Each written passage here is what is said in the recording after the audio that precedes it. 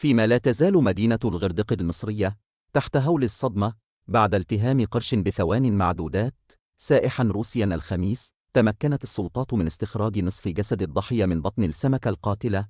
إليكم التفاصيل.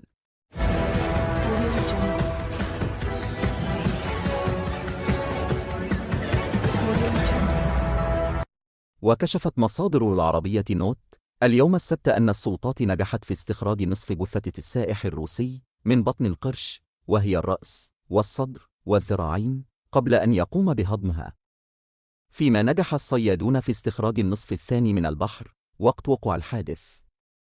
كما أكدت المصادر أن القرش كاد يلتهم جسد الضحية كاملاً، غير أنه بعدما لاحظ اقتراب مركب الصيادين الذين تصدوا للمشهد وحاولوا إنقاذ السائح منه، فر ملقياً النصف الأسفل في المياه.